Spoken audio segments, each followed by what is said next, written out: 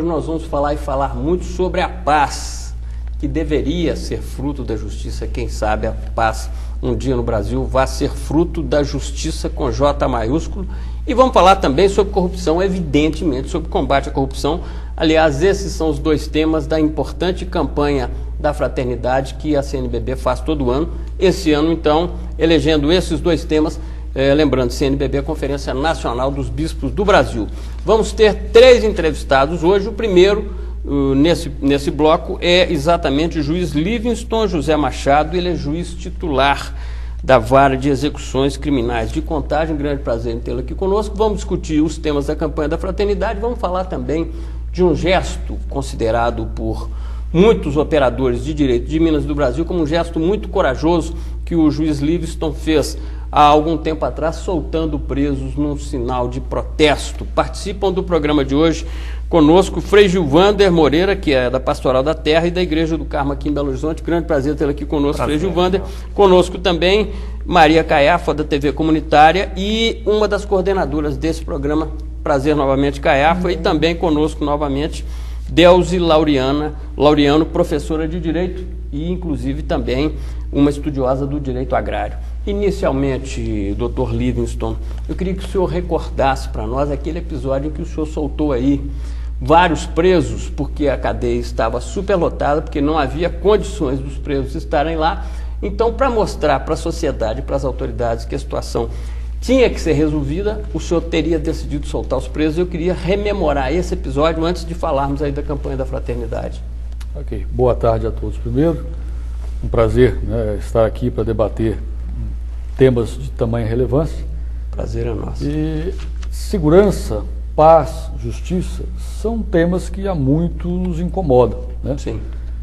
Nos incomodam porque todos nós ansiamos por ele, brigamos por ele, né? Lutamos desde o nosso nascimento para que vivamos em paz, em condições de segurança e que possamos ver essa tão abstrata palavra que chamamos de justiça, mas que cada um tem o seu conceito, sendo realizada. Uma das atividades que todos entendem que é atribuição do juiz é exatamente de realizar justiça ou de tranquilizar os conflitos sociais, os conflitos individuais, e essa é a função do juiz. É a função que o Estado delega a algumas pessoas, indica a algumas pessoas, as capacita para o exercício dessa atividade. E um dos juramentos, aliás, o juramento principal que cada magistrado faz ao entrar em exercício, Sim, ao começar o exercício da sua atividade, que nós damos o nome de jurisdição, é exatamente o compromisso que ele tem de cumprir a Constituição, cumprir as leis, cumprir o ordenamento jurídico. Sim.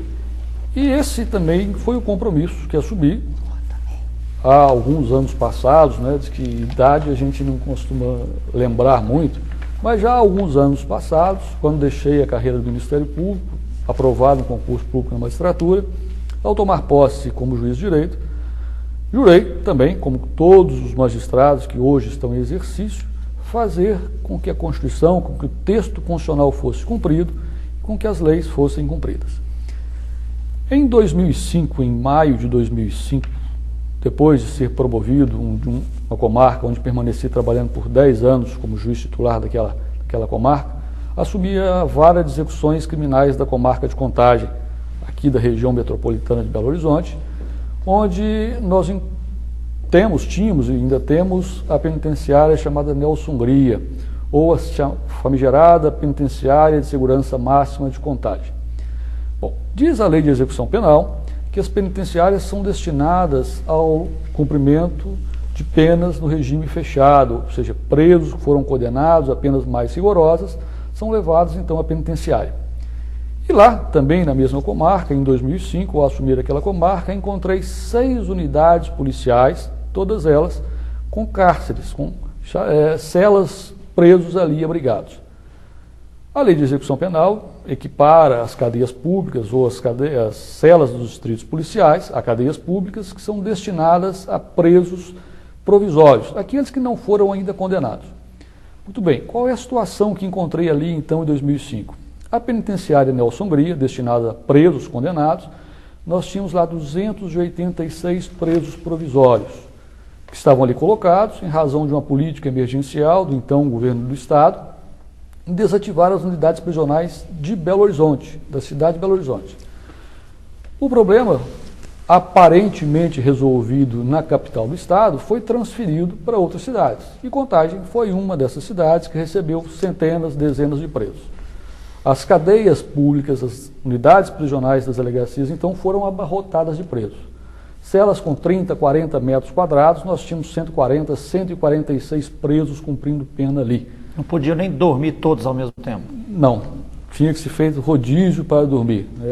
Um colega da terceira vara criminal chegou a fazer uma conta e verificou que havia apenas 60 centímetros quadrados para cada preso na cela do 2º Distrito Policial. Bom, como da essência humana, um dos instintos que nós temos é a sobrevivência. E se você coloca animais, quaisquer que sejam eles, em lugares apertados, uns vão destruir os outros, eliminar os outros. Isso estava de fato acontecendo. Aconteceu em outras oportunidades, com o que foi conhecido pelo mundo todo, pelo Brasil todo, como Ciranda da Morte. Eu me lembro, eu cobri esse assunto, eu trabalhava na Isto É, inclusive, entrevistei o Severino, que foi quem começou a Ciranda da Morte. Hoje, se não me engano, ele está no Hospital Psiquiátrico de Barbacena, e ele, inclusive, me contou que começou aquela, vamos dizer, aquela estratégia trágica ao saber que os presos escolhiam um por dia ou por semana, dependendo do momento, porque ele quando ele descobriu que era para estar solto há 4 meses, mas acabou não tendo aí uma estrutura ágil de defensoria pública, então realmente fui. E depois essa tragédia se estendeu também para a delegacia de menores. E vários outros lugares foi acontecendo. Sim. Se lembra bem, aconteceu bem antes de 2005. Sim, isso foi anos 80, final dos anos 80 e início dos anos 90. Exatamente. E a situação estava tão drástica quando era, ou talvez pior, com certeza pior do que era nos anos 80, quando isso começou a existir. A tarefa do juiz de execução criminal, segundo ordena a Constituição, segundo o comando da Lei de Execuções Penais, que é uma lei de 1984, portanto, bem antes do texto constitucional, traz ao juiz de execuções, titular da vara de execuções, o dever, a obrigação de fiscalizar e zelar pela correta aplicação da Lei de Execução Penal, Sim. da Constituição da República, da Convenção dos Direitos Humanos, da Convenção Internacional de Direitos Humanos. E muitos dizem que eu fui corajoso de tomar aquela decisão. O senhor tomou, só lembrando para o nosso espectador, aliás, o senhor diria, eu me lembro de um grande advogado, aliás, foi escolhido o advogado do século passado, daqui a pouco eu vou me lembrar, que numa defesa de um preso durante o regime autoritário, Sobral Pinto. Dr. Sobral Pinto, até participei de um livro sobre ele, em que ele alegou que o preso não tinha respeitado os seus direitos humanos, e se fosse um animal também os direitos dos direitos dos animais estariam sendo desrespeitados. O senhor diria isso também em relação a esses presos que tinham 60 centímetros cada?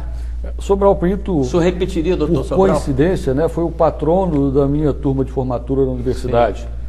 Já bem idoso, durante 40 minutos fez o seu discurso de pé, tamanha Sim.